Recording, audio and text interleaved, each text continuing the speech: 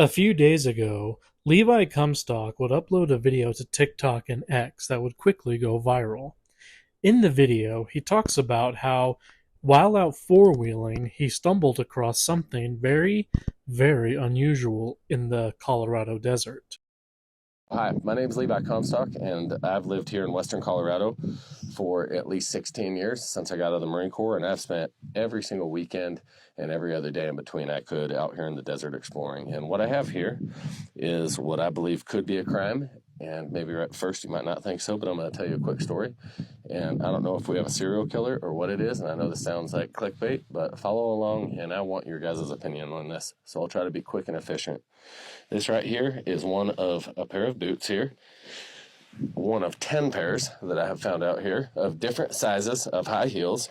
Right here is a different one of the boots, definitely a broken off heel there that looks like it got snapped off. These were found together. Now, I was out here testing out a truck and four-wheeling when I came across a pond that I'd never seen out here before, just very well hidden, and this is in a very remote location in western Colorado up along the Book Cliffs. So I'm going to take you on a little walk here and tell you what I found. So I climbed over a fence. I believe I was taking a leak.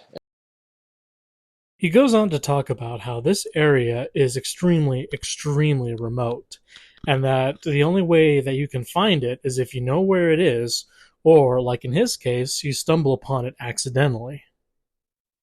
I found two more sets of high heels within looking around for about 5 minutes, and they're all in the shoreline of this shallow pond here that I'm going to show you guys here. Walked down the bank here, and this is where I found my first couple sets of shoes.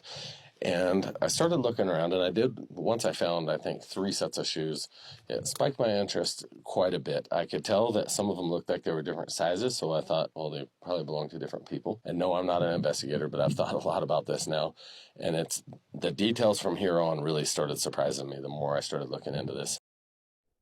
He starts focusing on the shoes around the shoreline, and while it's not uncommon to find garbage in the desert, and in this case, it wouldn't have been uncommon to find maybe one or two or three pairs of shoes, but he found 10 pairs of matching shoes at this secluded area. Path so you could walk quite a ways out to the little island out there, it looked like, or to a very deep section. And so I walked out a ways, and it was submerged a bit, but I walked out a little ways, and I found a piece of plastic sticking out of the top of the mud. And I reached down and found it, and what was that? It was an actual high heel that had snapped off. And while looking around, I actually found, which I believe is this high heel right here, that was missing the high heel. And the only thing that's odd is that very first day, I ended up finding 6 pairs of shoes. I came back another day, and I kind of sat up on the hill over here, and I looked all the way around the pond, and I found a brand new pair of ladies' nylons with another pair of shoes, and I believe that was on to my 7th pair. I did call some friends that brought some dogs out here to look. They weren't made for searching this type of thing, but they were tracking dogs. And obviously, these shoes have been down for a long time, but it was the best I knew what to do. And that day, I believe we found 2 more sets of shoes. So we were up to 9 at that point. And I came back out here to the desert. I'm really trying to check this and figure out what to do. And I came out and found the 10th pair of shoes, which was the first pair of boots I showed you. Now, I think it's crazy that every single pair has had a matching pair together. I think it's crazy that there's been multiple sizes. I did tell some people at the sheriff's department, and I was told that it was probably nothing. But I would love to know why there's a super remote, very difficult to get to pond in the middle of the desert that is not a nice place to party. It's not a nice place to be. And when it gets muddy here, this is totally untraversable. Why is it that we found 10 pairs of women's high heels, and every single pair is, for lack of better terms, a very fancy dress up, possibly like a stripper boot, always very high-legged, fancy high heels. There's never just a boring pair of shoes. These are just the simple facts that I've found, and I would love to know if any of you guys know of any of the disappearances, and I'm going to be uploading the pictures of these shoes for what we have.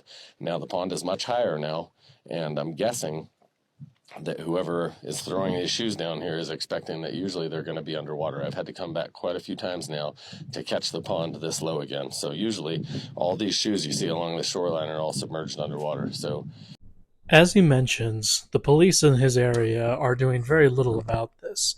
So he's outsourced on his various channels to see whoever would be able to help him out in solving this mystery. And even if it's not a big priority for the police department, I still feel like there should be some peace of mind. I mean, this is clearly something bizarre is going on in this area, and something needs to be done about it. If there is anything that you guys know about this, please feel free to leave it in the comments below, and hopefully we can get this figured out sooner rather than later.